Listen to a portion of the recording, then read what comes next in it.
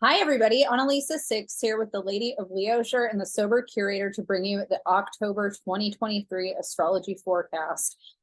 I had to skip last month. It's September right now. What's the date? The 28th. It's September 28th. And I had a really insane September. I went out of town at the end of August up to the Bay Area just to see friends and hang out with people that I haven't seen in a long time. And I had a blast. I had a great time. And then I got back and got COVID and had other travel plans. I was supposed to leave in 3 days from getting back from the Bay Area to go up north to Portland to hang out with my best friend and see my husband play a show. And it was a big deal. And I got COVID and had to miss the entire thing. And luckily I recovered from COVID fast enough to meet up with him a week later, and we went and saw family. We're from the Pacific Northwest originally, so we went up and down and saw family, but it was not a good trip. And I got back a couple weeks ago, well, less than that, like a week and a half ago, and my body, I have, for those of you who are new to this channel or anybody that doesn't know me, I was recently diagnosed with chronic fatigue syndrome. And so I have flare-ups in my body a lot. And when I do things, when I exert myself, there tends to be kind of this whiplash effect where I need a lot of bed rest afterwards. And so essentially when I was supposed to record the videos for September, I had COVID and I had a really sore throat. I had a lot of energy. It wasn't that bad. The cold was not that bad, but it just wasn't, I wasn't in a state where I felt like I could be on Zoom giving an astrology forecast comfortably or confidently. So I skipped September, and yeah, it's just been a really crazy last couple of months in general, and I'm still pretty exhausted. I woke up today feeling pretty bad, and am just, getting through every day as best I can with what I know how to do. And I'm actually still in my robe because the idea of trying to figure out what to wear was kind of stressing me out. And this robe is cute and it's very leisure. So I figured, why not do the astrology forecast in my robe? This robe was one of my birthday presents, I think, last year from my friend Megan.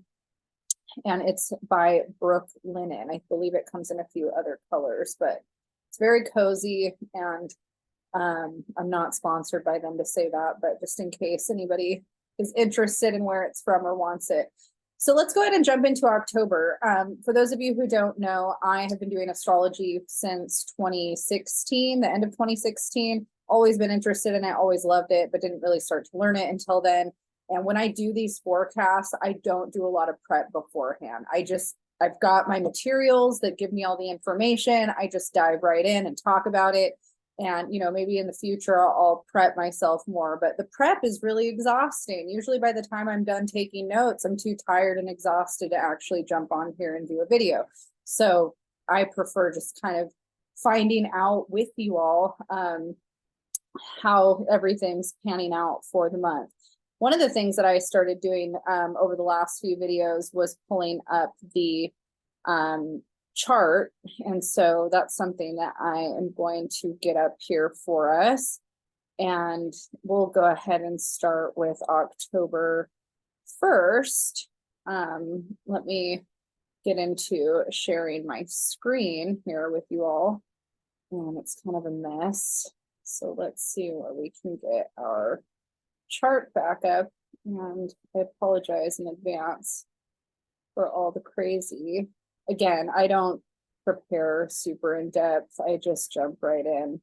Let's get me a little larger here too.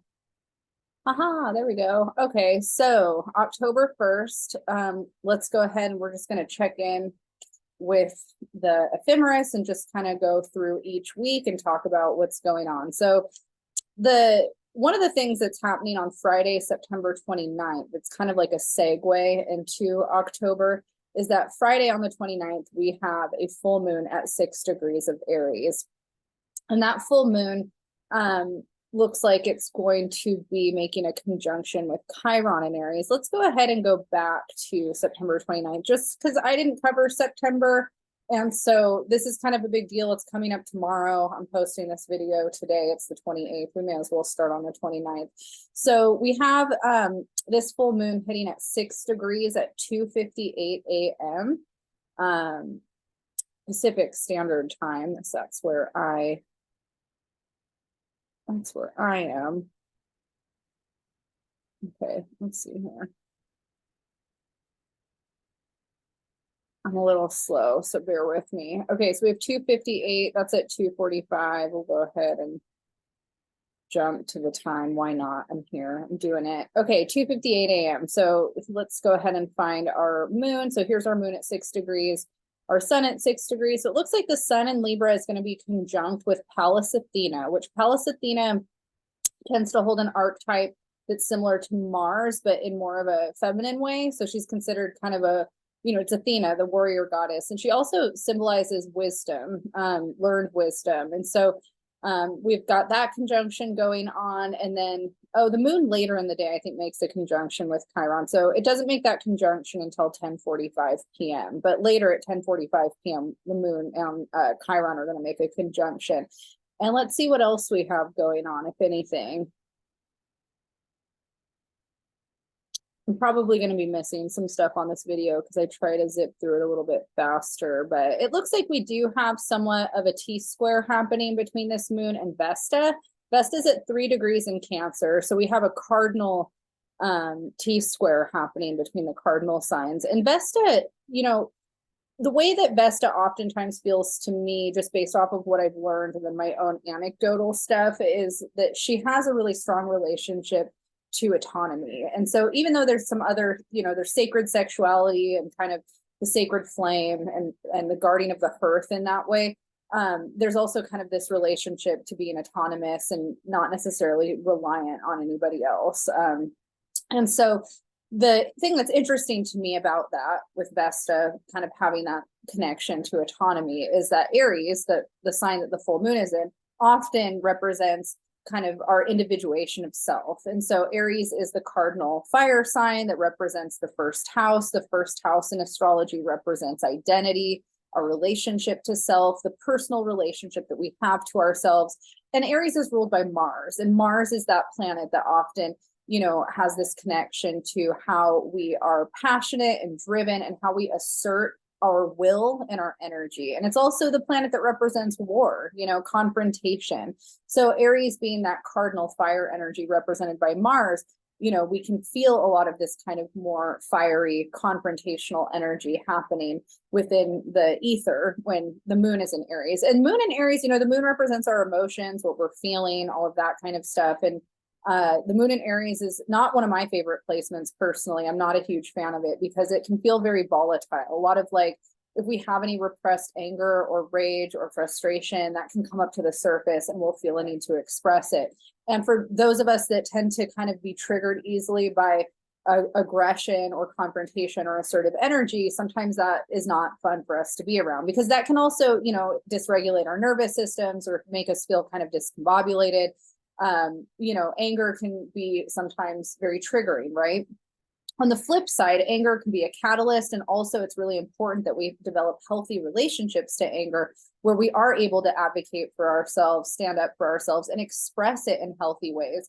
And a lot of people see anger as kind of just one-dimensional. Like, I'm angry, I'm reactive, and it's negative.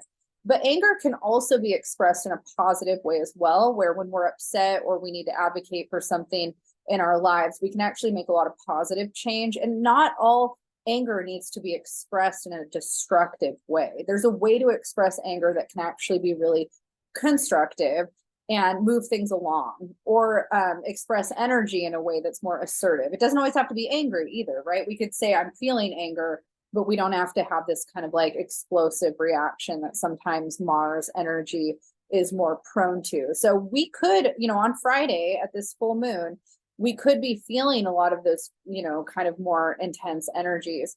The opposite sign of Aries is Libra, and that's what we're in right now. We're in Libra season, so happy Libra season. Happy birthday to all the September Libras and October Libras, since we're moving into October. And basically, Libra, being the opposite of Aries, is ruled by the planet Venus, and Libra tends to have more desire for people pleasing tendencies, harmonious interactions. There's usually a desire for more passive interactions versus confrontational. And the desire for harmony and everybody getting along is more in the Libra polarity. Harmonious relationships. And with Aries, there's also kind of this individuation of like, I want to go out it alone and kind of do my own thing. Whereas Libra is more like, I want a partner to do things with. I want people to do things with. I want people to share things with.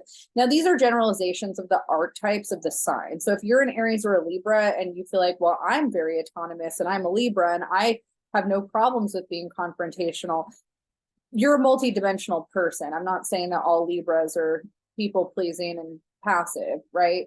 I know plenty of Libras that are very confrontational. It's just the archetype of the sign. The way that it plays out for you on an individual level, it has to do with your individual makeup and where your placements are. That's what kind of determines or dictates how you express yourself in that way. But whenever we have a full moon between Libra and Aries, these themes come up. So relationship comes up and how we're relating to other people, partnerships, best friends relationships, business partnerships. It's a partnership kind of dynamic.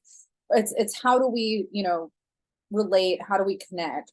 And whenever we have Aries involved, it's what's our individual relationship to self?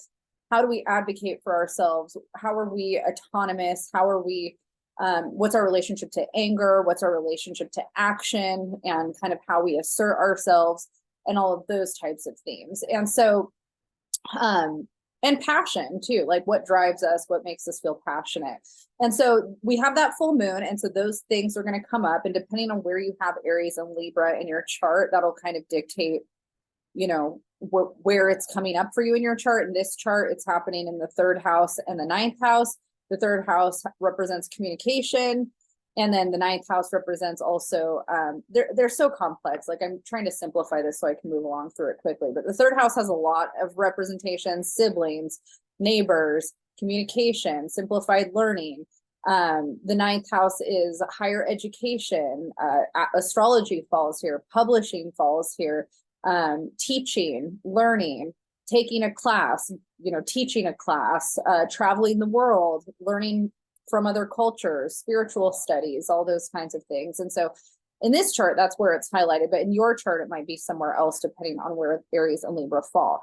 So then we have this square. So there's hard aspect, which means that there's tension to Vesta. And again, Vesta represents sacred sexuality and autonomy. So a lot of the questions that we might be asking ourselves is, what is my relationship to my autonomous self versus how I relate to partnership dynamics, and how I'm emotionally internalizing that and expressing it, and whether or not I feel like I can be honest or assertive or confrontational. And Pallas Athena is also a part of this story because she's a part of this conjunction with the sun, the opposition to the moon, and then squaring, it's a wider square, but squaring to Vesta too. So the card in the tarot that this automatically makes me think of, because Libra rules this card, is the 3 of Swords. And the 3 of Swords, I'm actually going to look at the Mother Peace deck, but when most people know the 3 of Swords as the image that has the heart with 3 swords in it. And a lot of people get that image tattooed and have, a lot of fondness for the artwork, and the artwork on the Rider-Waite deck is really cool. But the meaning of the card is, there's a simplified meaning and a traditional meaning, and then there's kind of more of this expansive idea of it. The simplified idea of it is that there's conflict, and usually conflict in matters of the heart, and usually involving multiple people. The more kind of elevated interpretation of this card, when it comes up on things that it can kind of help, bring to the surface, is what is our relationship to confrontation and resolving conflict? How do we interact with the world in a way where we can advocate for ourselves, have difficult conversations without being passive aggressive, which is more of the Libra side, without holding things in? How do we do that constructively? And because Libra tends to struggle with that in terms of not having as much desire for a fight, there's more of like a freeze response or a flight response. this Aries energy is here to kind of help push this story forward of like, how do we work through all of this stuff? So you might feel like you're in a conflict or some kind of confrontation in your life with some individual or individuals, and it's making you reflect a lot on your personal autonomy in life, and also how do you continue to have that relationship to yourself that's protected and whole and good, while also getting along with other people, but knowing how to have healthy conflict so that you don't have to burn it all down. When I was younger, when I was very young, I did not know how to have healthy conflict. And so often I kind of would feel like if there was conflict, I just had to get out of the situation. I just had to run the other way. And I would bail or ditch on a lot of things that were making me uncomfortable. And I think that I tried to have confrontational communication, but if I was getting gaslit or if I felt bullied by a dynamic, I left. And I actually am really proud of myself in those instances instead of enduring it. I don't regret that. But there's also been instances that I've had where I didn't need to just totally bail on a friendship just because we were having conflict. That was something that we could sit and talk and work through and get to another side. And it takes both people willing to work on themselves, validate each other, and do those things in order for it to move forward. And so there's a lot of energy in the air around how to do that, and kind of forcing you into this kind of arena, like the stage is being set essentially for you to have to work out some sort of conflict in some sort of relationship dynamic. And there probably is an element where each party is having to figure out how to advocate for themselves and listen to themselves about what they need, and knowing how to assert that in a healthy way. And I personally think, right and wrong ways on how to assert things. I think that if you're calling people names, you're bullying people, you're not able to kind of ground yourself and be present about your emotional reactions and the consequences of how you say things, I think that that's kind of a problem, right? That's something that you need to work on. That can be really hurtful, and there can be things that can be said that you can't come back from, or people can't come back from always, right? And then there's ways where you can express that you're having insecurities or that you're feeling bad without it blowing up or without you being mean. And so I think that's more of the right way to handle it. And so we might kind of see this polarity of like, how do we nurture, especially Vesta and Cancer, how do we nurture this polarity? That's kind of how I see the T-square. And, with T-squares, there's a point, right? So we have an opposition, and then the apex of the opposition, where the third body is supposedly, once we heal this or we figure this out, that actually heals the tension between the opposition, supposedly, from the books that I've read about T-squares. And so, we think about Vesta and Cancer. Cancer is a lot to do with self-care and what we personally need. And so Vesta being autonomous, like, what do you need? What does your heart need? What is what do your feelings need? Libra can be kind of like emotionally distant and cut off, and Aries can be explosive and reactive. And both of these signs can really struggle with emotional vulnerability and being soft. Cancer can too in certain ways. I've known plenty of Cancers that can come off kind of hard, but Cancer is really in tune with emotion and a lot more comfortable talking and expressing emotion, or it needs to feel connected in that way. So I think the answer to a lot of the Moon, Libra, Pallas Athena opposition energy with Aries and Libra is this Vesta and Cancer saying, find your soft spot, find where you can be vulnerable and empathic to both sides of a situation, not just your own, but still take your own feelings and what you need into account, and find a way to really give that to yourself and be vulnerable about it. Another part of this story that we have going on this day is we have a conjunction between Juno and Venus. And what's interesting, so Juno and Venus have both been in Leo for a while, and Venus was retrograde for 40 days in Leo. So we had that going on up until early September. And now Venus has been direct with Juno, making her way back through Leo, through the later degrees. And so if you think about the whole time that Venus was retrograde, so we have Venus stationing retrograde, I believe, at the end of July.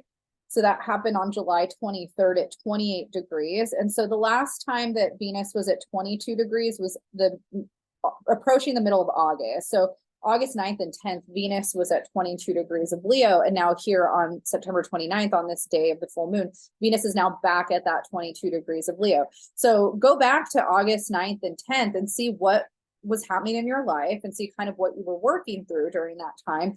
And then see if you see any reoccurring patterns happening now where there's an extension of the story, but hopefully the story is now becoming more apparent, more obvious, and there's things moving forward and maybe being revisited, and maybe you're healing some layer of that you know a month ago wasn't quite there yet, if that makes sense. That's how we look at retrogrades, is we'll kind of see like, okay, well, now that it's back at this degree point, how has the story evolved? Juno is the asteroid that represents marriage and contractual partnership. And Venus is that planet that represents beauty, love, and our relationship to aesthetics and also money and kind of what we need in that way. So those are big things coming up, and it should feel positive to some degree, because Venus is a you know, it's considered to be a positive energy that wants harmony and peace and healing. But the fact that we have this full moon in Aries, you know, squaring Vesta, there's still a lot of tension in the air happening with that.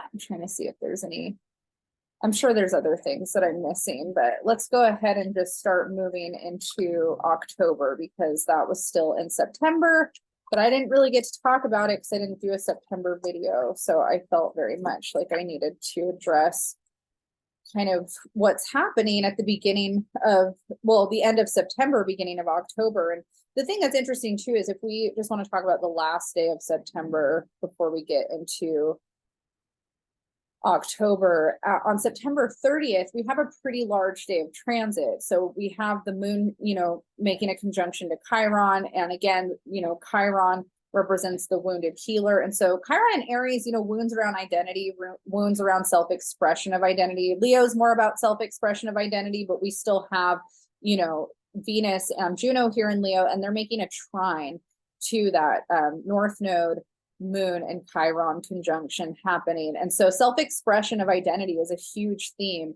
at the end of September. How do we express ourselves? Is it authentic to who we are? Is it authentic to the direction that we want to go in? That's come up for me the entire Venus retrograde. Everything from the way that I cut my hair, style my hair, do my makeup, what I wear, like all of it, I've just been in reflection mode. And that's stuff I'm interested in anyways. And it's not like it's new or not things I'm not already thinking about a lot, but it felt really elevated with these transits. So those are things that might come up. A couple other things, we have the moon is now opposing Mars in Libra, and Chiron, you know, has been kind of already in this opposition. And the nodes, you know, we've got the South Node on Mars. And so a lot of what I was talking about in terms of individuation of self, how we assert ourselves, this Three of Swords energy in terms of how we navigate conflict and how we advocate for what we need in a situation while also recognizing the other side. You know, we also have Justice underneath. That's funny. So Justice is a Libra card too, that kind of is the goal, right? We want harmony. We want there to be, we want both sides to kind of get what they need out of, you know, the situation and that type of thing. So it's interesting because I feel like a lot of the conflict that I've had in my life, I feel very alone in. I don't really feel like it's stuff that I've been able to really work through directly. And I've been reflecting a lot on that. So for me, there is kind of some of this, and not all of it, some of it I feel like I've gotten to work through, but there is kind of like this need to work through maybe it being more under the surface, which is very in line with that lunar placement and the Chiron placement.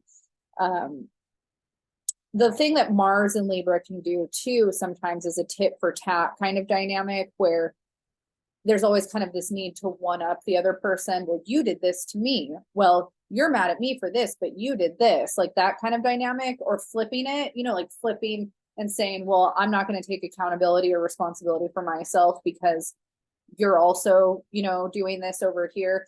And that's not a healthy way to navigate conflict. If you're always kind of on the defense and trying to poke at what's wrong with somebody else, you're not taking responsibility for your side of it. And in order for somebody to really have ears for your side of it, you also have to have ears for their side of it, right? So if somebody's coming to you with a conflict and they're saying, I feel X, Y, and Z when you do X, Y, and Z, if your immediate reaction is to just come at them, you're not going to get somebody that's very open to hearing your side because you didn't really hear theirs. And so there's kind of this like dynamic happening in the chart around that balance, you know, of like, how do we allow for ourselves to have our own feelings while also first listening to somebody if they're presenting that to us. I hope that makes sense.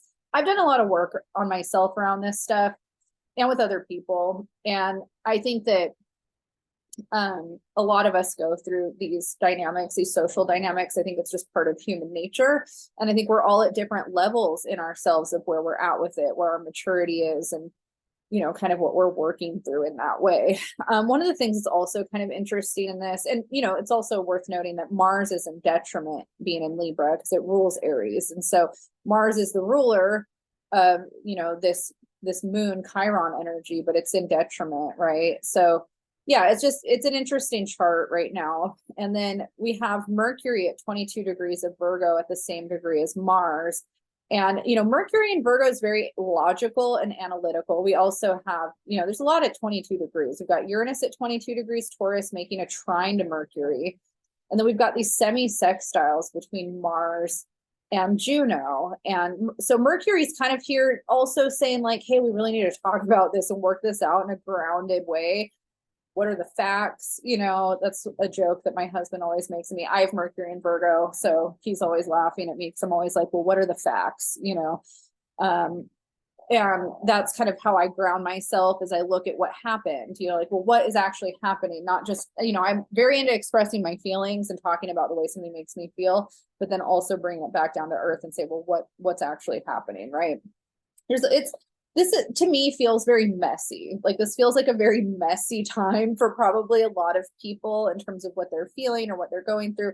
And, you know, this could have to do with communication with a marital partner, a boyfriend, a girlfriend, a best friend, a business partner, or even, you know, just anybody that you're kind of in a working relationship with, or some kind of emotional relationship with. There's a lot of opportunity for people to be butting heads and needing to work things out. But, you know, hopefully having this Venus and Juno kind of in the mix, there's still this opportunity for resolution. It's making really, like this Venus Juno is making a really harmonious sextile to the Mars and South Node energy and a trine. And so when we see that, that means that there's a lot of opportunity for resolution and for things to be easily worked out. It doesn't change the fact, though, that we still have a lot of these hard aspects and these squares, you know, that are definitely kicking up some dust for us. So that happens right before we enter October, and then October 1st hits and we are smack dab dealing with a little bit of a, well, this starts on the 30th too. We have a in conjunct between Mars and Uranus, and hard aspects between Mars and Uranus are some of my least favorite transits because there's a lot of opportunity for accidents in the physical and the material.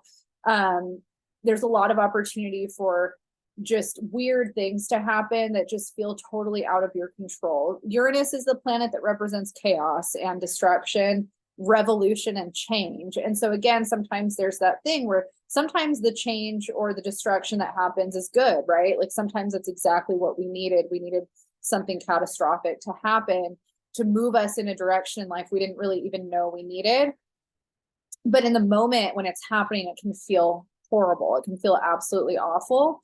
And, you know, sometimes bad things and accidents can happen that just suck. You know, it's just like, why did that have to happen? And we're just going to be bummed about it. So a lot of times when there's a hard aspect between Uranus and Mars, specifically, like those two together, I tend to advise people to slow way down, be super highly aware of your surroundings, because, you know, if you're alert and kind of anticipating that something might happen that you're not expecting, you might be a little bit better at your reflexes. You know, if you're driving and all of a sudden you notice somebody's not paying attention, but because you're on high alert, you're able to get in front of it.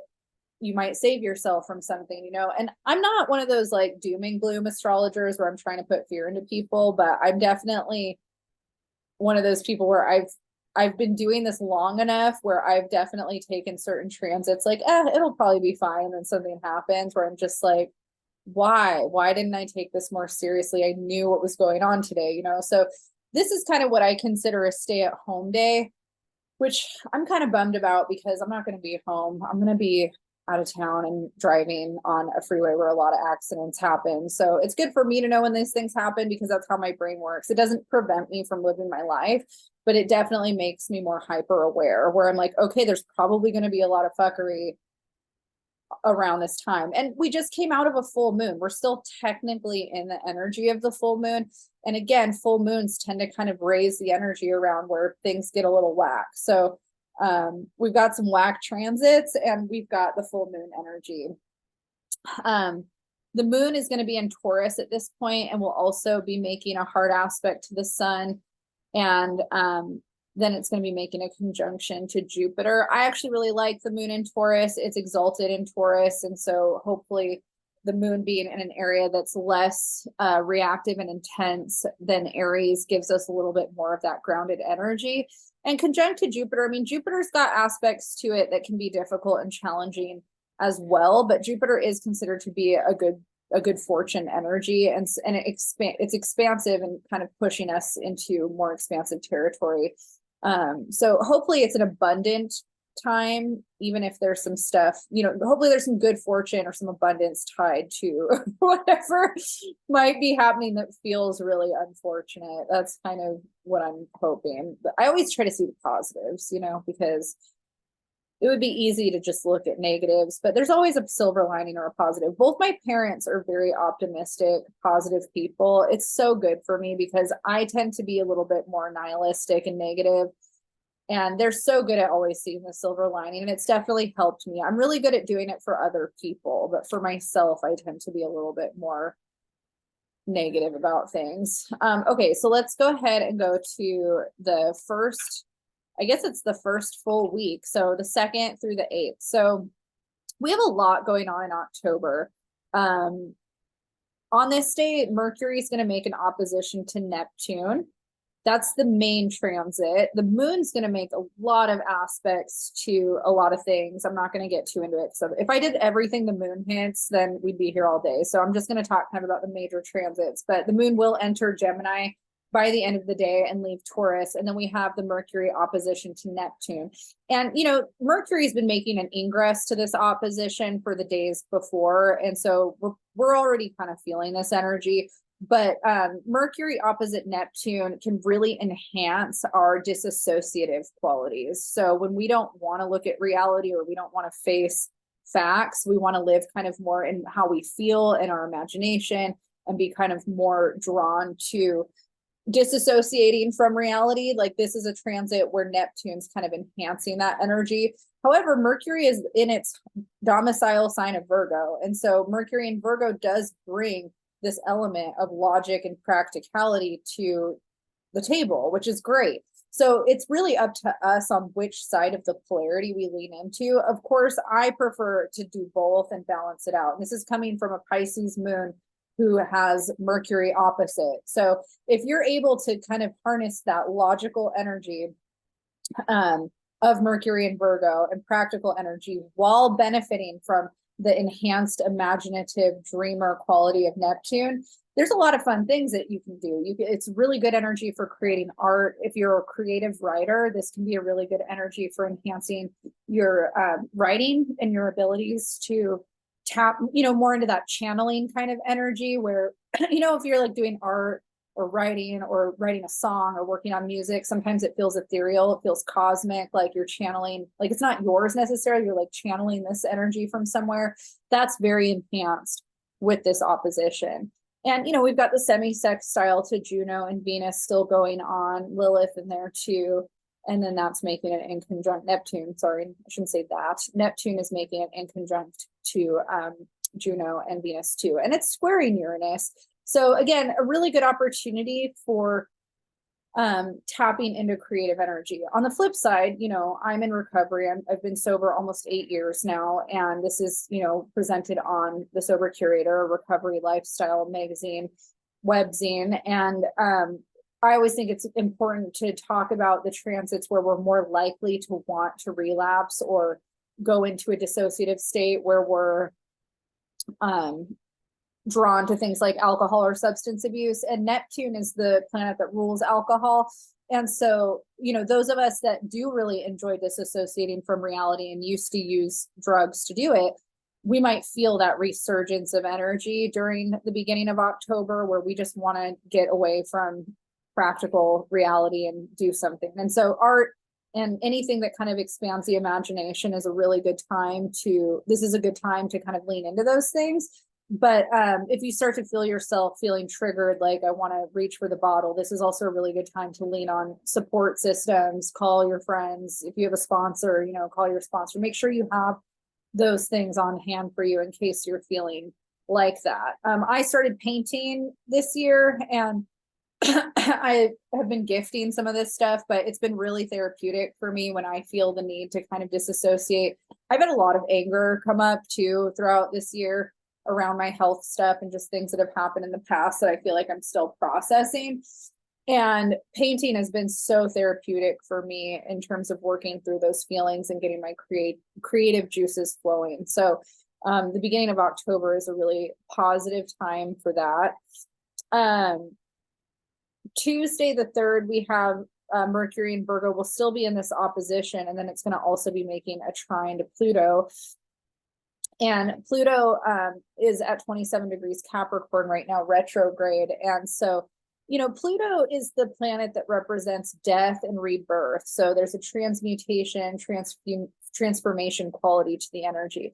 And so whatever comes up for us during the full moon and afterwards, by the time we get to this transit, we might be really feeling like it's clear to us what communication or thought patterns we have about our situation at the moment needs to transmute or transform. So that could mean us walking away from something that we're doing in life that we're no longer resonating with. That could mean that maybe there's a perspective or belief system that we've had that we're no longer in alignment with.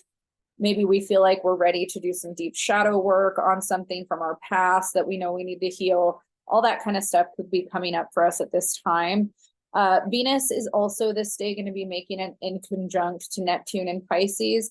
And so this energy too, inconjuncts are considered to be hard aspects. They're considered to be tense. So Venus, the heart, kind of what we need romantically, might be feeling a little bit of tension between this more need for escapism. There's kind of a positive element to me though, and this is probably me. Like I'm a Leo with a Pisces moon. My Leo sun is making an inconjunct to my Pisces moon. So it feels like I very much have a lot of this energy where I consider myself a hopeless romantic. I'm very, very like the sad girl archetype that is really common in Chicana culture. Like I tend to be on that side of things, like listening to Lana Del Rey and I used to get drunk and listen to the Beatles and just cry. Like that was me, and I used to love to get drunk and just cry listening to records that made me cry. And so that to me feels very much like this energy. It's like hopeless romantic wants to go get drunk and cry while they look at art that they love and listen to music that they love. And I still do that stuff. I just don't get drunk anymore. So I think that it's important that it's important to keep the things that you enjoy doing while knowing you don't have to be wasted to do them. Like I don't have to be drunk to dance. I don't have to be drunk to enjoy music and cry. I can just do that. But it's kind of this quality where we could feel a little bit, there's some delusions kind of happening around the heart. There could be some fantasies. If you're single and you have a crush on someone, that could get really blown out of proportion. Or kind of fall into fantasy land, or even, this could also have to do with money. Like you could also kind of feel like maybe, you are fantasizing about the lifestyle or, just all kinds of things that you might feel kind of attached to in the moment. There's an inclination towards fantasizing or blowing things out of reality, essentially. So, and it's hard because Mercury and Pluto are in this aspect that kind of is also like weakening Mercury a little bit, or Mercury's ability to hold on to logic and rationale might not be so good right now. So we do have a lot grounding us in terms of the Taurus placement. So that does help somewhat.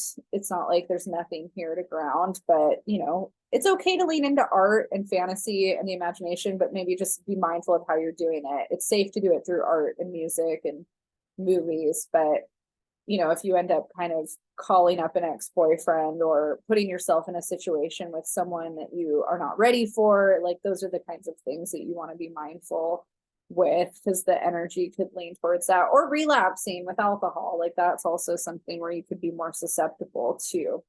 So the 4th of October, we have a pretty big shift happening. And let's see, this happens at 5:09 p.m. So let's go ahead and just get ourselves closer.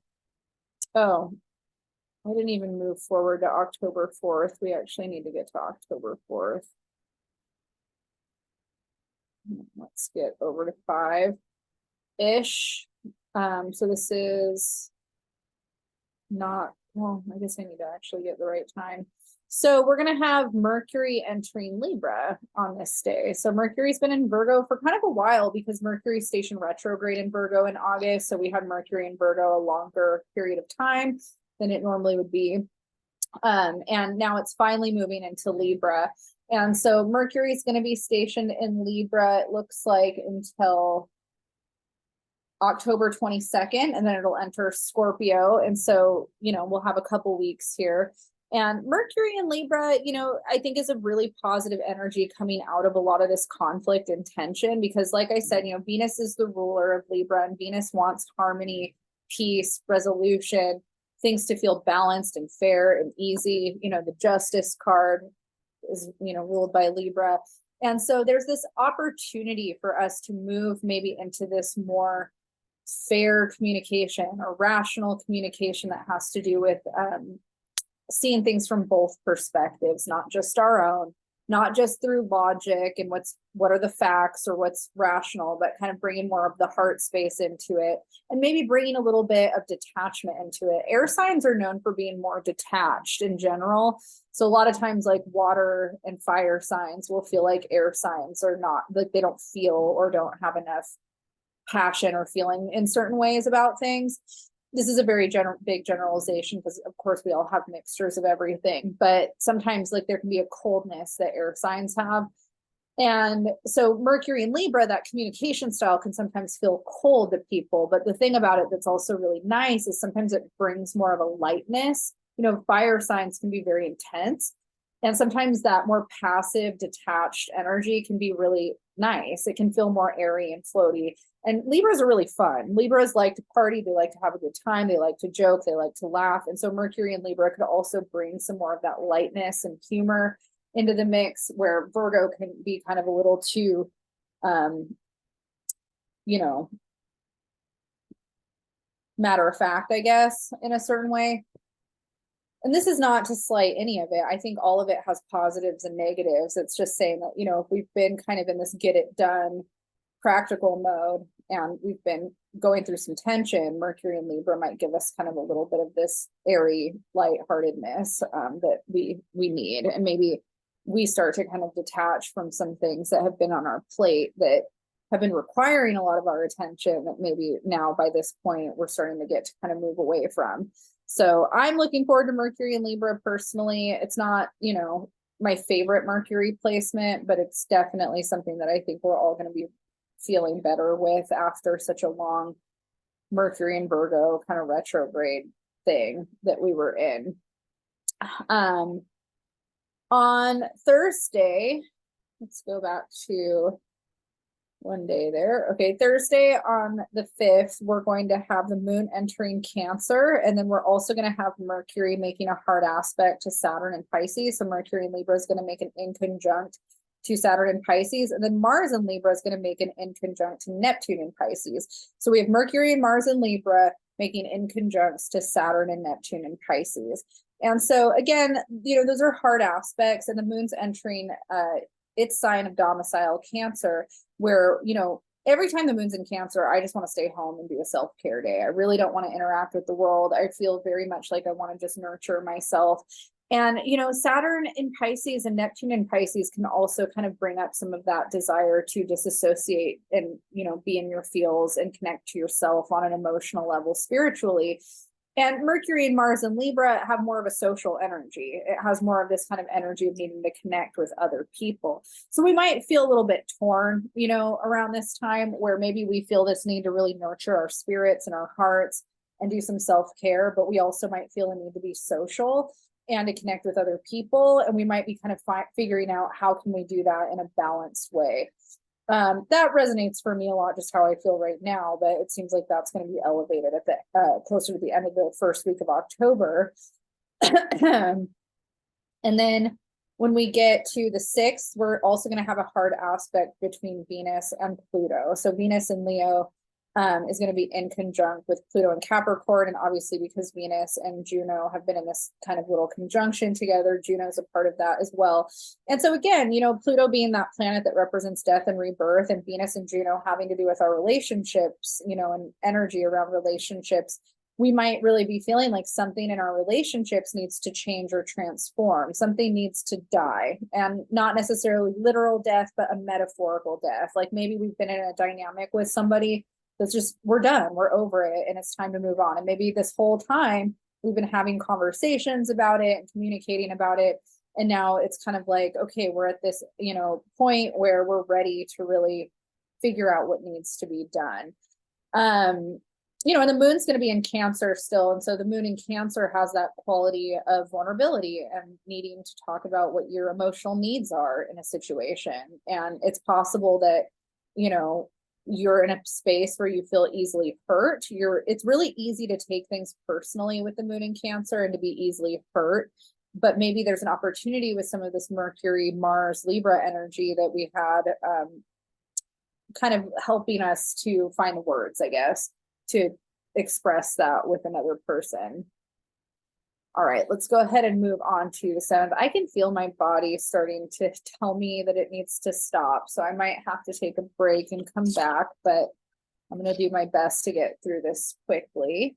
So on the 7th, the sun is going to make a hard aspect to Jupiter. And then later in the day, the moon is going to enter Leo. And so sun aspects to Jupiter kind of have a frequency that have to do with this larger than life energy. Jupiter is expansive and the sun is vitality energy. It kind of shines a light on wherever it is. And when they're in an aspect to each other, it's really easy for things to feel really elevated. And when it's a hard aspect, sometimes that elevated thing can happen in a way that's not always to our benefit. I try to see benefits in everything. Like even if something negative happens, I'm like, I'm learning from this. This is forcing me to grow, you know? So there could be a situation that happens that triggers our ego in some way, or has us, you know, maybe putting our foot in our mouth or eating, you know, something that we said or did, or, you know, we might also just be reflecting on who we are and who we are not, and having some tension around that as well. The moon entering Leo, you know, Leo energy here, there can also be a desire for attention, which isn't really, or validation too from other people. And I think that it's interesting that the sun and Jupiter are making this in conjunct on the day that the moon enters Leo, because it almost kind of elevates that desire. Like if you're kind of feeling like you need validation or attention in some way, this day definitely has that quality to it.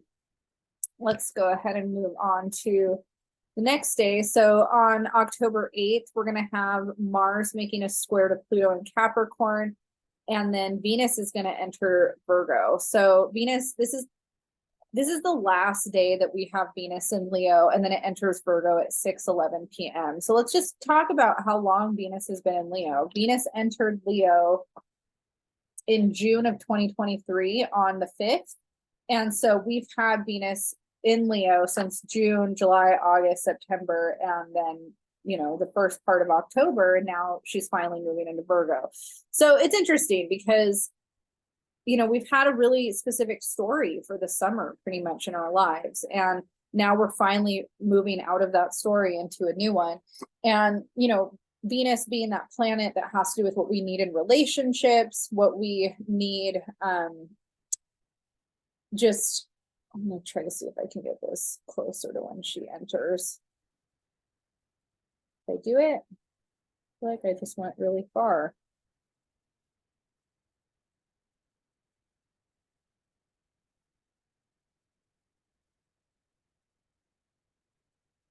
Sorry, the way that this is moving. There we go. So now she's here at 0 degrees. So Juno's not quite there yet. Juno will probably be there soon. But you know, Venus having a lot to do with what we need in our relationships, you know, the energy shifts. So in Leo, there's a need for passion, attention, validation, romantic connection, sexual energy, creative energy, you know, there's a need for passion in our relationships in Leo. And even with ourselves, like the way we express ourselves, the way we express love, the way we want love, receive love, give love, all of that stuff is a big theme. And how we love ourselves, self-love, those types of things. With Venus and Virgo, it starts to kind of come back to earth where we have a need for things that are maybe more practical. The Venus and Virgo kind of love language is acts of service. And so when people have this love language, it means that they take like cooking a meal and giving it to someone. It's more of a Taurus love language, but that's an act of service.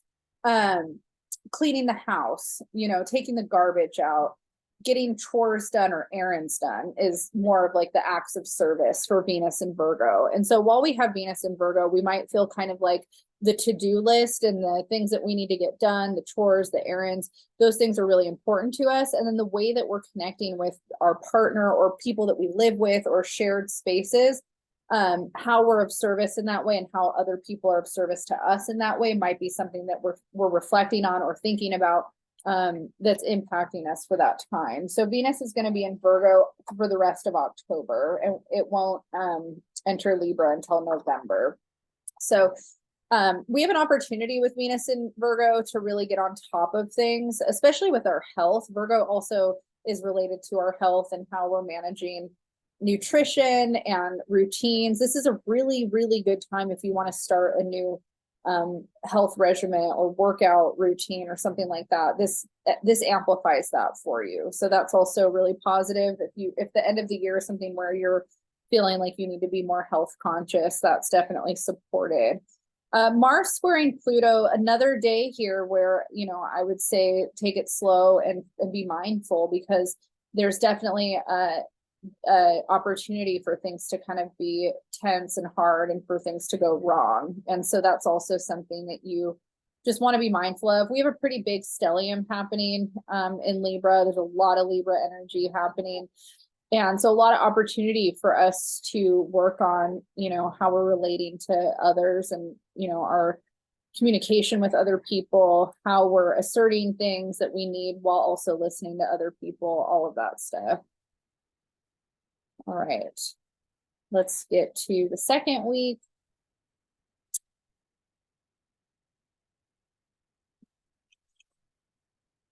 All right, so October 9th is, I didn't know this, it's Canadian Thanksgiving, which is also Indigenous Peoples Day. So October 9th, we have, you know, some transits with the moon, but the main transit is Venus in Virgo opposite Saturn in Pisces, and that's happening at 11:11 p.m. Pacific Standard Time. And so let's go ahead and just get that on here. Pretty close here. So we have that opposition. I'm about to sneeze.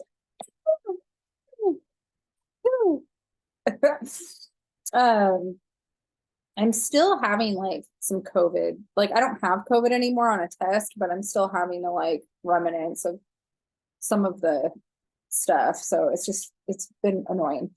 I'm trying to see exactly here where we've got it. Saturn at 1 degree, Venus at 1 degree here. So we've got the opposition. And, you know, Saturn is considered to be a block or kind of sometimes it's like heavy weight that gets put on something. There can be a connection to depression or us just feeling blocked in some way.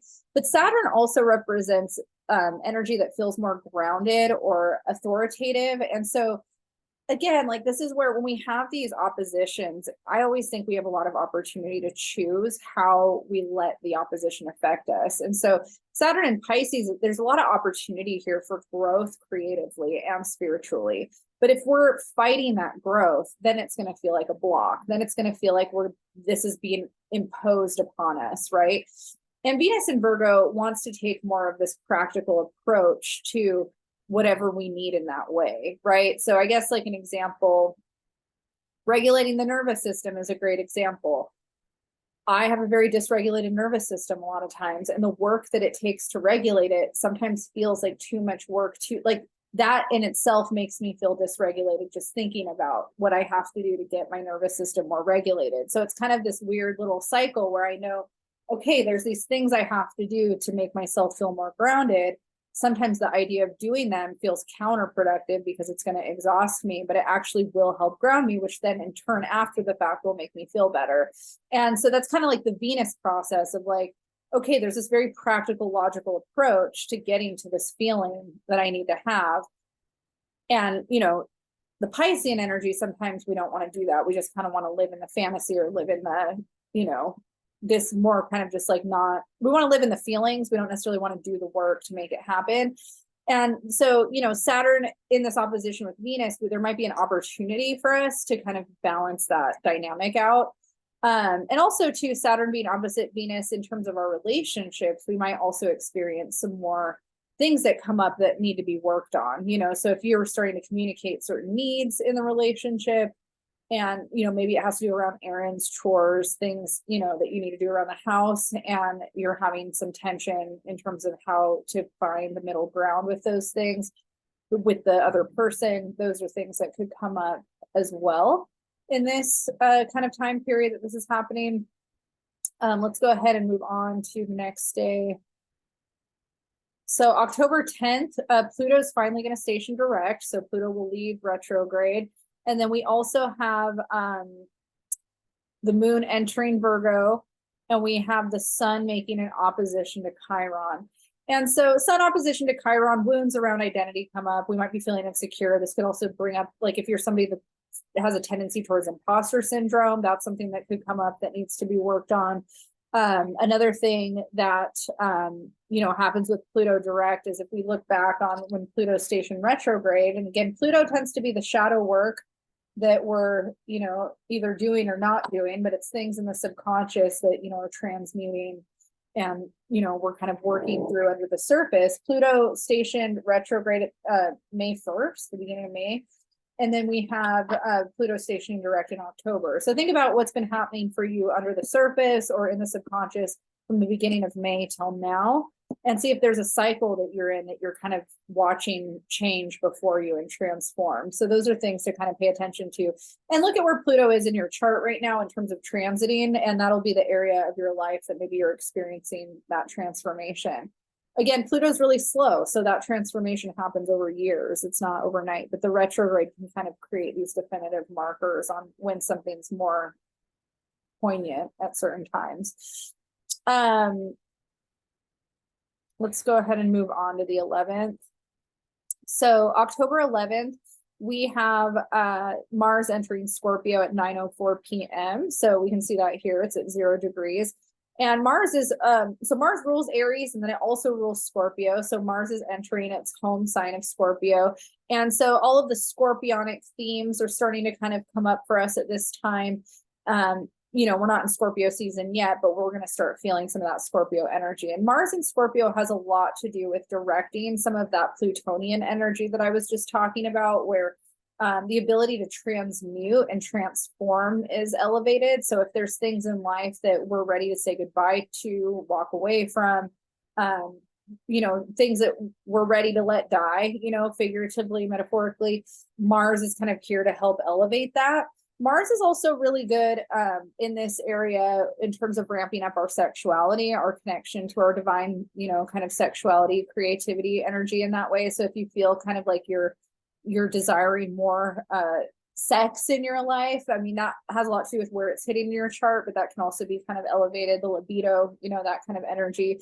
And it's also a really good time for spiritual work. So, you know, if we want to really actively engage with the spiritual world and do some, you know, transmutation, alchemy, identity alchemy, you know, that kind of stuff, Scorpio energy is really good for that. So hopefully, you know, we get some of the positives of Mars and Scorpio. On the flip side, some of the negatives of Mars and Scorpio is that, you know, some of the nastier sides of people can come out. You know, Scorpio has this, you know, kind of bad rap because there's an element of Scorpio that rules things like envy, jealousy, revenge, those types of energies. And so if somebody's on that frequency, where they're getting triggered and they tend to be more prone to those energies, that stuff can also come out during this time and in a person. Just because you're a Scorpio doesn't mean you're necessarily that way, but you might be wired more that way than some other people, or wired towards those tendencies. But we all have Scorpio in our charts, right? So Mars can definitely kick up some of that dust. And how we engage with other people around where we feel insecure might be a theme, and do you take out your insecurities on other people? Like that might be something that you are confronted with during Mars in Scorpio. Mars is going to be in Scorpio for the rest of October. Let's go ahead and move on. So October 12th, we have Mercury making a hard aspect to Jupiter and Taurus. So we're going to have Mercury in Libra in conjunct Jupiter and Taurus. And then the moon is also going to be entering Libra this day. And so again, it's interesting, like kind of seeing this story with the astrology, and then I'll just be curious to see how it happens, I guess, for me. But, obviously it's going to affect all of us differently. But I just think a lot about how Mercury and Jupiter in this hard aspect, it's really easy to kind of let your thoughts expand to a point where you definitely need somebody to kind of bring you back down to earth. Like you could easily, and Jupiter's in Taurus, so it is there, but it's still like kind of expanding it. I do this. I am an overthinker when it comes to mitigation of risk. And so I definitely like think about what are all the potential things that could go wrong and what direction do I choose to cause the least amount of pain or risk for me in the situation. And sometimes I do it too much, and sometimes it puts me in a negative headspace. And so, we all have different ways of thinking and different ways that we might do that. But, there could be a situation at hand where you feel like you're overthinking it. And, this in conjunct brings up kind of some of those tendencies for you. And you might have to find ways of getting more grounded and simplify it. That's what I have to do. I have to simplify it, and I have to do the what are the facts, like here are the facts, here's all the potentials, but then simplify it and don't stop stressing out about it, right? So then you end up in kind of like a Eight of Swords self-created anxiety bubble, which is why I have a dysregulated nervous system, probably, right? So I do that. Okay, so then we're going to go ahead and move on to the rest of the week. We've got October 13th, Mars in Scorpio is going to make a trine to Saturn in Pisces. Very interesting. Trines are fast and easy flowing energy. They don't necessarily mean that good things happen, but they're not considered to be bad transits. However, Mars is that energy that is considered in traditional astrology malefic, because even when it's not necessarily poorly aspected, it can still be intense. It could still be a lot. And again, this water energy with Saturn and Pisces and with Mars and Scorpio, there could be things from under the surface that come up, especially from the past, that are painful or make us feel emotional. It could also be very nostalgic. It doesn't necessarily have to be negative. It could be nostalgic, where we feel disassociative. And, if we're in recovery and we are starting to feel a lot of feels, drinking might sound really good. So again, lean on your people, because this could be a time where you're feeling easily triggered. I'm going to take a drink of my juice. All right, so let's go ahead. There's so much going on in October. The moon in Libra is going to make a lot of aspects on the 14th. And we also have the solar eclipse new moon in Libra happening at 21 degrees on this day. So let's go ahead and get the right time here. 10:55 a.m. is going to be where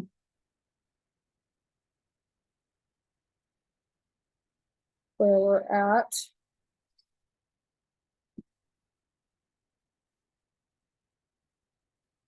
All right, so here's our solar eclipse that we have going on in Libra. And, we've got a conjunction between Mercury and Pallas Athena. And Mercury is pretty close to the sun. So I would, consider this still a conjunction with the sun, even though it's not an exact. The South Node is what makes it that eclipse there. And then we do have this directly opposite, not exact, but, it's opposite the North Node. And Mercury is opposite Chiron on this day too. So let's talk about all of the aspects. So we have a conjunction to Mercury, an opposition to Chiron. and in conjunct to Uranus and Taurus right here. And then we have Mercury opposite Chiron, and then we have an in conjunct to Neptune and Pisces. And so it's interesting. I mean, I think that there's definitely like a lot of tension and mostly hard aspects on this new moon. And new moons are a time that, you know, the moon is not visible in the sky, it's dark. And so we tend to feel like we need to retreat within and work on things within. But Libra, again, all this Libra energy has a lot to do with other people, relationships, how we connect with something that we're bumping up against, not just our own internal world.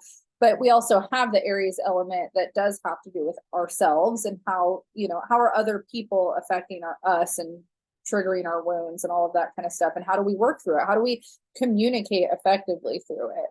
So yeah, it's going to be a lot. It's going to be a lot of energy. And eclipse season has begun, I believe, with this particular moon. So we're officially in eclipse season. And, you know, eclipse, it says the energy of an eclipse lasts for 6 months. So we have kind of this beginning of a story happening on the 14th when it comes to our identity in relationships, how we communicate, how we assert ourselves. It's that Three of Swords energy again. You know, how are we having healthy confrontation? So those are, you know, it's going to be, I'm trying to be as like grounded and neutral about it as possible, but I'm also kind of like, why? I feel like Venus retrograde in Leo was enough. Why do we need more of this? But, you know, it's an extension of us working our shit out. You know, I think Venus and Leo brought up a lot of what we need. And now it's like, how do we get it? How do we communicate it? How do we assert it? And how do we do it constructively without burning it all down? We don't have to destroy relationships and friendships to grow and to evolve and to work through things.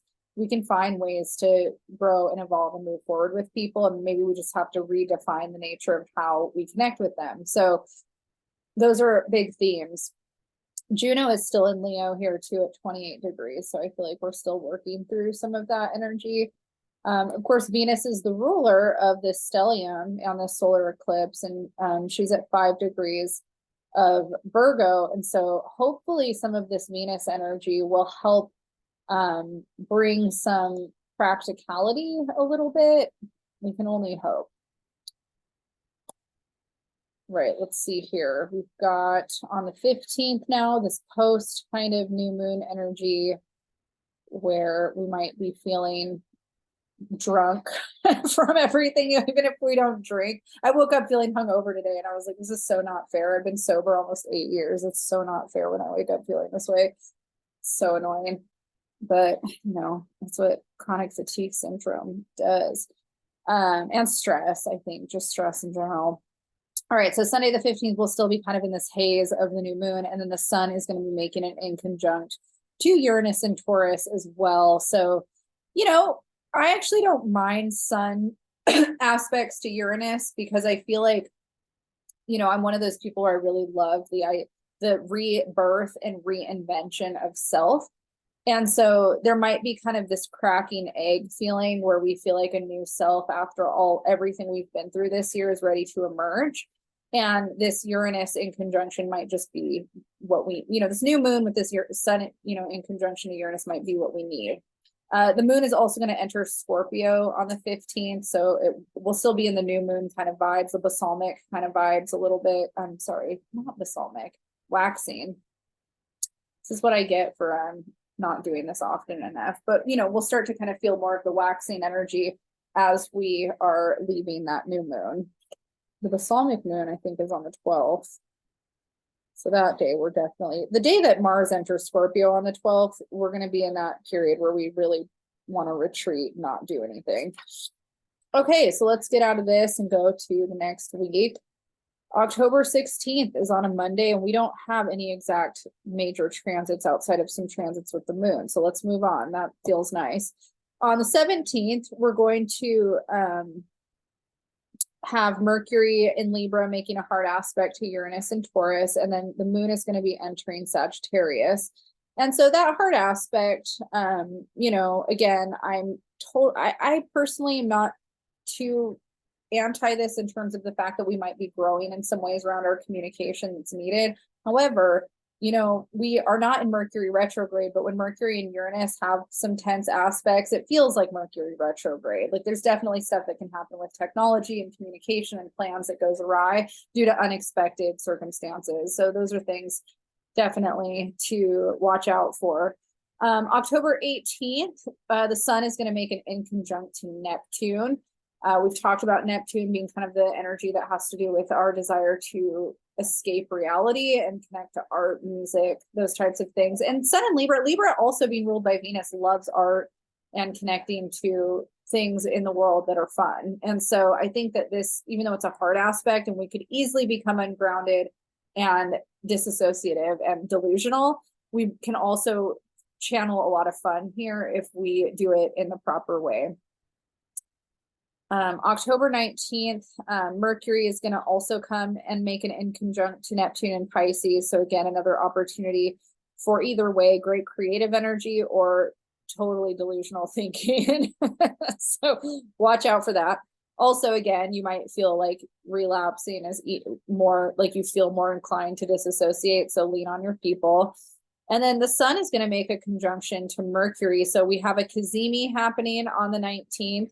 And in Libra. And, you know, I used to go through this period when I was learning astrology, actually, learning a tarot and astrology and studying a lot of esoteric philosophy and just reading a lot of old esoteric books. When the sun would be in Libra or Mercury or the moon in Libra, it elevated my desire to read and learn. And so that could be something, and write also.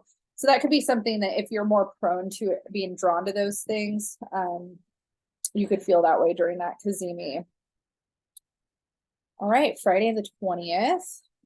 We have the sun conjunct Mercury still, and then we're going to have Mercury making a square to Pluto. And then the next day, the sun makes that same square to Pluto, but they're already both kind of squaring Pluto on these days anyways. So, you know, again, we might kind of feel like there's a rebirth or a transformation of self that needs to take place, especially with how we're communicating our, you know, desires, our wants, those things. And then on the 21st, we'll have a second quarter moon in Capricorn, and that's followed up with Venus making a trine to Jupiter in Taurus. So Venus and Virgo will make a trine to Jupiter in Taurus. And we also have Mercury entering Scorpio in the evening. Mercury in Scorpio, I'm not a huge fan of. It's definitely the energy that can be hurtful at times. And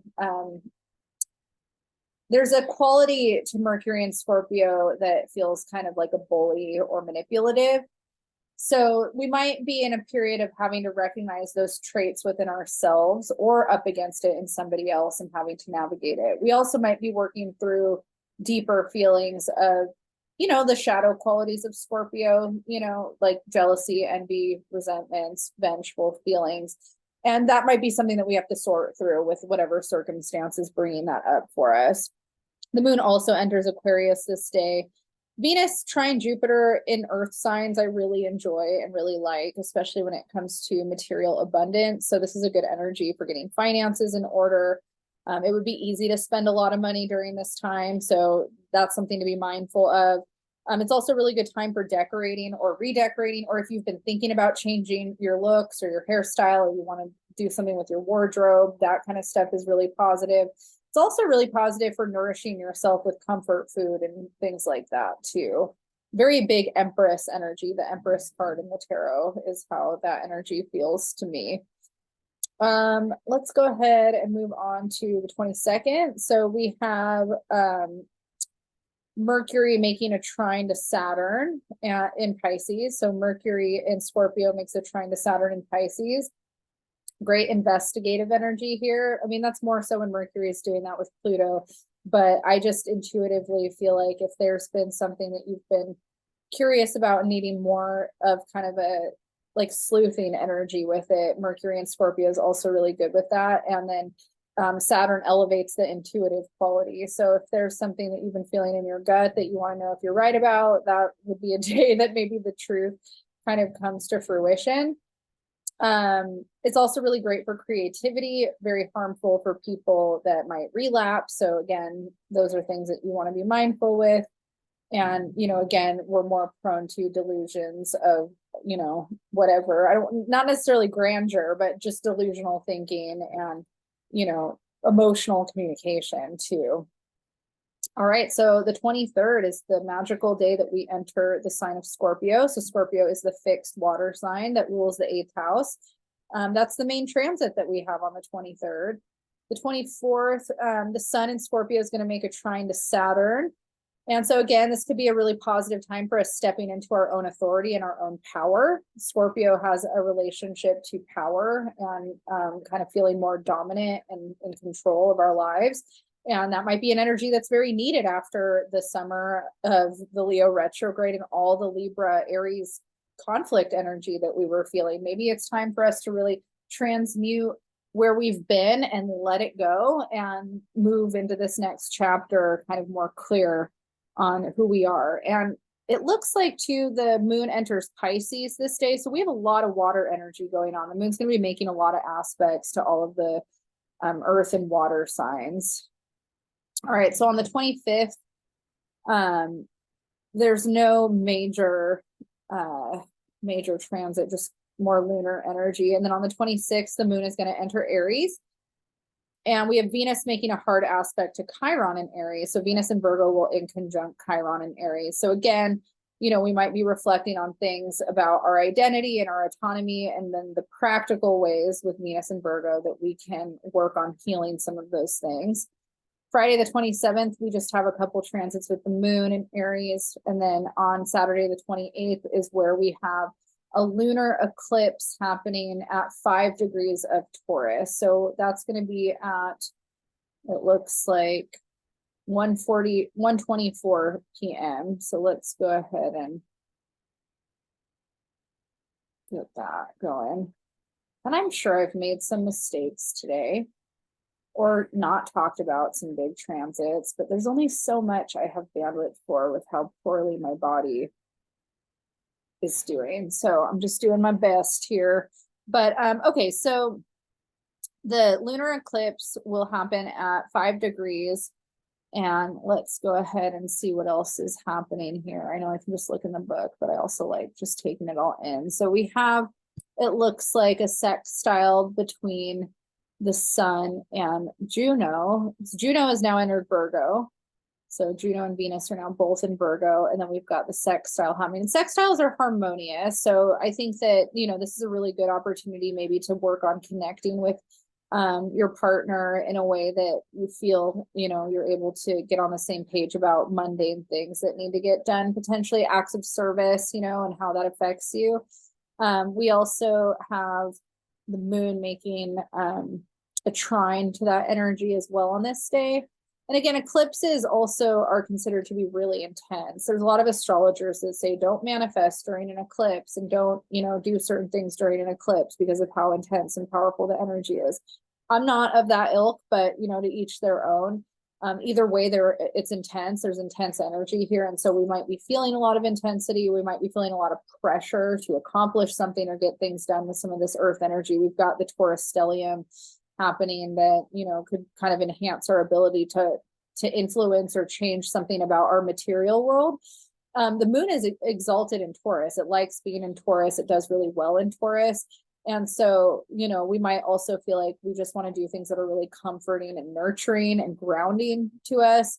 And we might also be like kind of doing some deeper spiritual work with all this energy in Scorpio. We've got, Ceres, Mars, Mercury, and the sun all in Scorpio. So there's a Taurus Scorpio stellium polarity happening. And, Taurus represents life and beauty and our connection to food and nature. It's that very like Empress card energy. And Scorpio represents the underworld, death, transformation and sex, kind of more of these, the occult lives in Scorpio. And so we have this kind of polarity where we might be kind of feeling both of those things and figuring out kind of where we're at in our life and what we need to integrate more. Are we more on the Scorpio polarity? Are we more on the Taurus polarity? How do we balance that out? What's our relationship to life? What's our relationship to death? You know, what can we let fall away and transmute and transform versus what do we need to hold on to? What do we need to water? You know, I think of like through Taurus was probably one of the signs I understood the least growing up. And that was one of the things that was really interesting when I learned astrology and saw my chart. And I noticed that out of all the signs, I have no Taurus, but I have pretty much things and everything else. And I never really had a lot of Taurus people like as friends, you know, growing up. Taurus sun people, obviously, I don't know other things, but I didn't have a lot of Taurus sun people in my life. And so that's an energy that I've had to really get familiar with.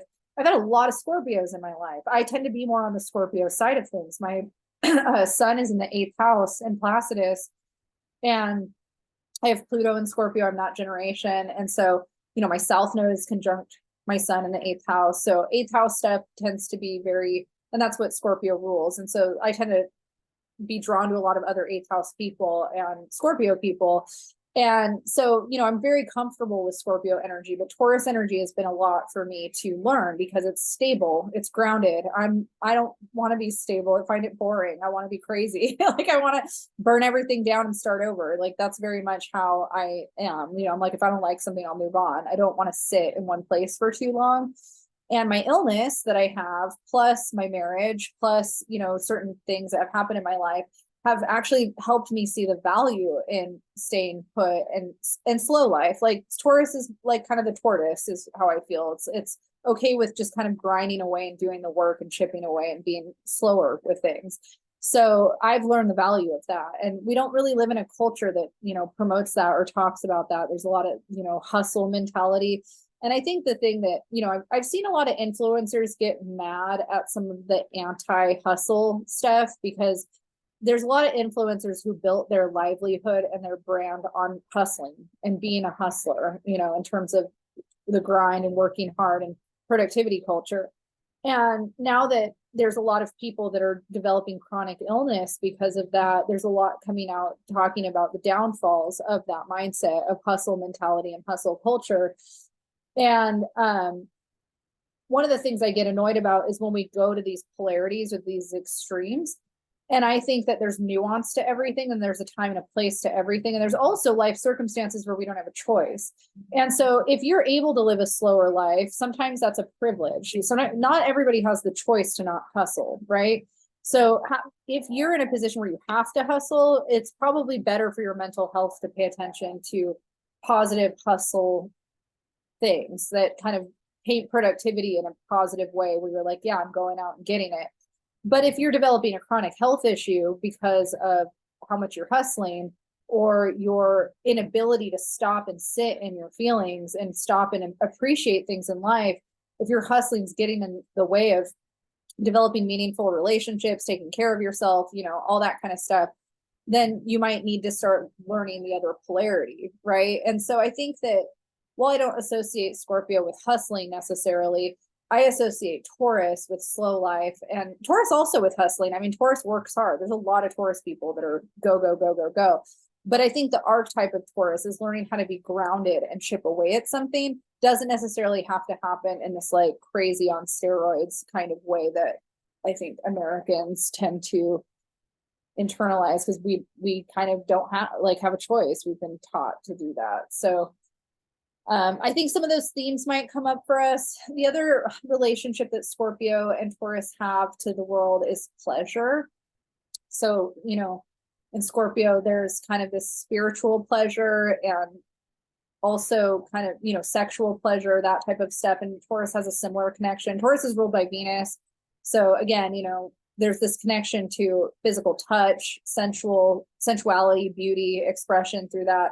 And then Scorpio has more of the emotional, spiritual side of those things. So the combination of those two things kind of elevate our relationship to our sexuality and where we seek pleasure. And so that's also a big theme during this eclipse. So you might be reflecting on that. What brings me pleasure? What brings me joy?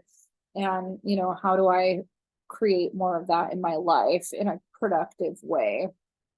I would like to end this video. So let's get through just the next couple of days here. Let's see. The 29th, we have Mercury making a conjunction to Mars in Scorpio. Not a fan of this. This kind of creates more space for some volatile communication. But again, you know, if there's things that we've been holding in that we need to say or they need to be talked about, we're going to say them. You know, we're going to work through it and get to the other side. And sometimes we need that, right?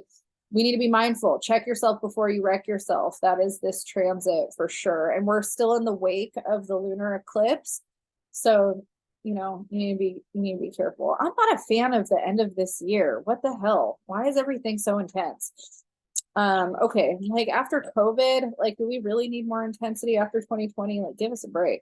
All right, so then the 30th, we have the moon entering Gemini, which Gemini moon can make us more prone to feeling anxiety and needing to communicate, process talking, you know, our emotions is something that we might need. Great day to book a therapy session. The 31st, the last day of October, is Samhain, Halloween, one of my favorite days of the year. And I could do a whole video on just things, fun things to do for Samhain, but I'm not going to. But we're going to have the moon in Gemini this day. And, you know, Venus is also going to be making a trine to Uranus. So again, this is an energy where we might feel inclined to change something drastically about ourselves in terms of our physical appearance, our health regimen or routine. Financial surprises could happen that are not necessarily good, or they could be good. Who knows? That's the fun of Uranus. We don't really know. But you know, there's a lot of opportunity for surprise on this day. So, and anxiety about it. Be safe. Good luck. I have to be done. My body's been telling me no since I started. So I'm glad that I was able to get the astrology forecast done for you guys for October. If you liked this video, feel free to hit the like. If you want to know when I'm posting other astrology videos, hit the subscribe button. I will be doing the horoscopes, and hopefully we'll have all of them done sometime next week for October. So stay tuned for that. You can find me at theladyofleisure.com, Instagram, Lady of Leisure. And then I'm also on the Sober Curator. These get posted on there as well. All right. So, and it's thesobercurator.com. All right, everybody, I will see you soon. And I hope you have a great full moon in Aries and entry into October.